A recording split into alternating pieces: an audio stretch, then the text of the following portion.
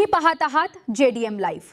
ताज्या बातम्या बघण्यासाठी आत्ताच आमच्या चॅनलला सबस्क्राइब करा। सर्वात प्रथम आधी मी सर्व पत्रकारांचे स्वागत करतो।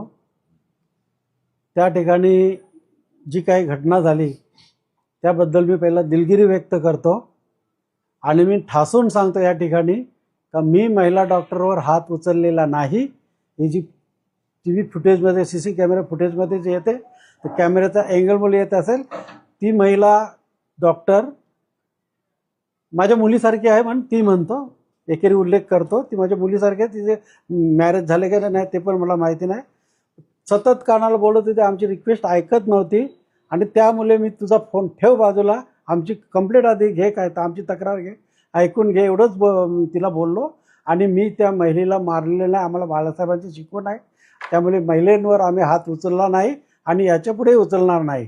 आणि हे जे काय घडली घटना ह्या हॉस्पिटलच्या कमतरतेमुळे असेल तर ते हॉस्पिटल फुलफिल करण्याची जबाबदारी मी आतापासून चालू करेन।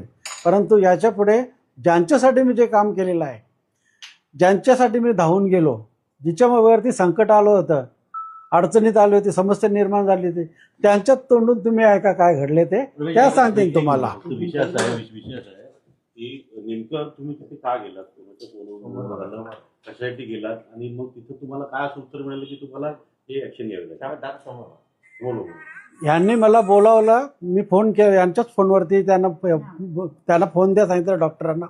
डॉक्टरांनी माझे फोन घेतले नाही आणि 2-2, 3-3, 4-4 वेळेला प्रयत्न करून सुद्धा घेतला। ह्या सारख्या रडत होत्या। मला सिरियसनेस समजल्यामुळे मी तिथे गेलो आणि बाकीचे यांच्या तोंडून राहा मी माझा गुन्हा दाखल केलाय, आता तुमच्यावरती गुन्हा दाखल करण्यात आलेला आहे।